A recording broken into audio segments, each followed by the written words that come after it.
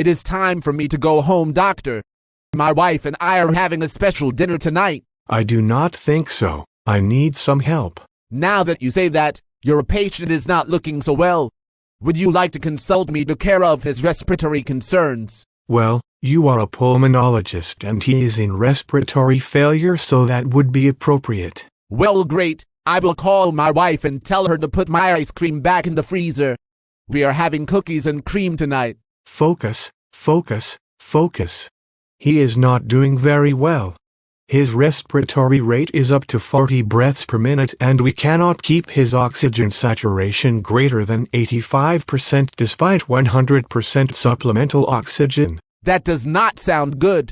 Is he responsive? He is minimally responsive.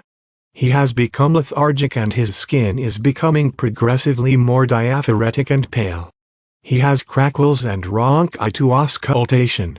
I think that we need to respond quickly. In that case, I should call my wife and also tell her to hold off on my microwave dinner.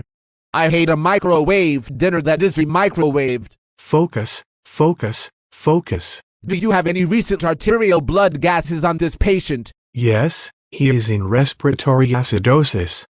Doctor, if you do not respond quickly, he will have the pH of a lemon. Understandable. We will need to call respiratory therapy so they can get a ventilator ready.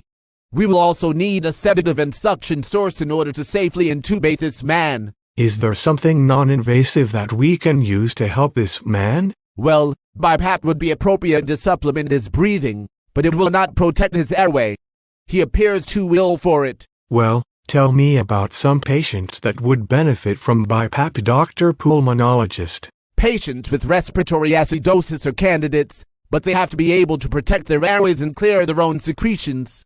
He does not appear able to do those things. Good point, doctor.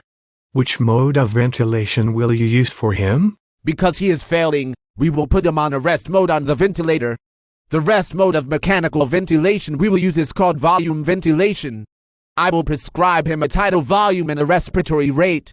If I choose an assist control mode, then he will get mandatory breaths at my prescribed tidal volume, and all of the breaths that he initiates will also have to be at least to the volume that I prescribe. The synchronized intermittent mandatory ventilation mode makes him breathe at my prescribed respiratory rate and volume, but the self-initiated breaths can be at his own tidal volume. We will also add PEEP to keep his lungs from getting autolactasis. Sounds like a helpful mode of ventilation. I had no idea that PEEPs could do so much for patients with respiratory failure. I love snacking on them every March. Clearly it is not that type of PEEP, doctor. You hold a lot of power, Mr. Pulmonologist. I have the power to make you breathe. How will we know whether or not you are successful? A successful intubation is apparent when the endotracheal tube passes through the vocal cords, but above the carina.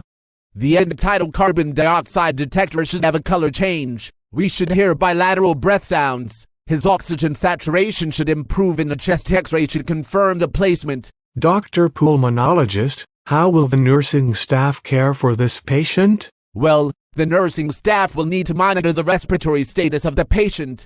They need to monitor his respiratory rate, oxygen saturation, lung sounds, and maintain a patent endotracheal tube.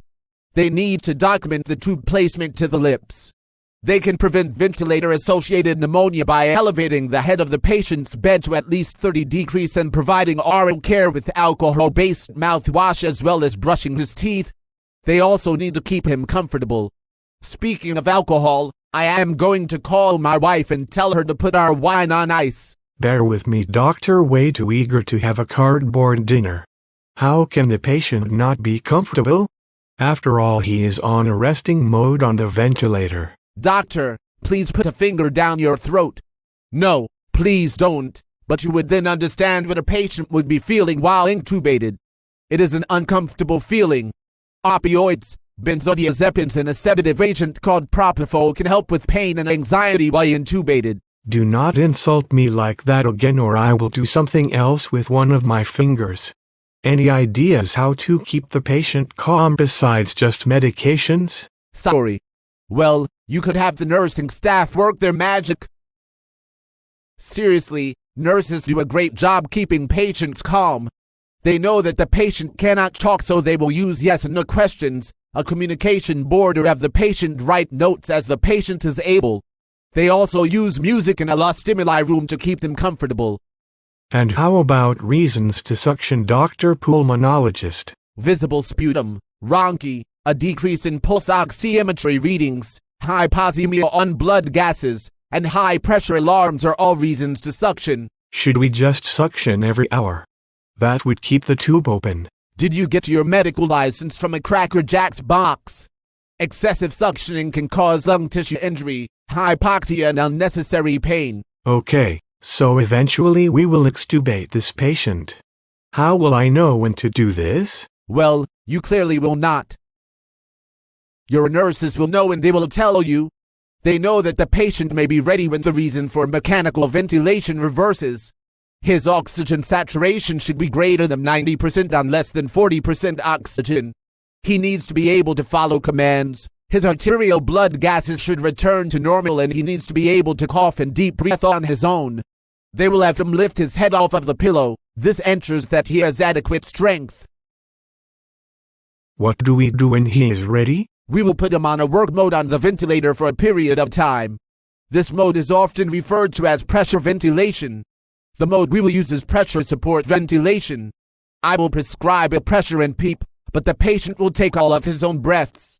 He must be able to initiate his own breaths. How do we know if the patient is well? He should remain alert, be able to maintain his oxygen saturation on minimal oxygen. His heart rate should not change drastically and his blood gases should normalize. And how do we extubate somebody? Watch YouTube and I am sure you will find out how. Just kidding. A respiratory therapist or nurse should perform one last endotracheal suction as well as oropharyngeal suction. They will then remove the air from the endotracheal tube cuff, have the patient cough and remove the tube.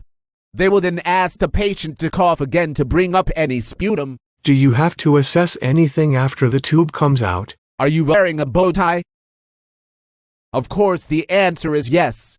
We need to assess for the presence of stridor, tachypnea, dyspnea, the patient's color and mentation as well as heart rate. So are we ready to help this patient or what? Let's get this done. Then I am going home to a nice Salisbury steak dinner.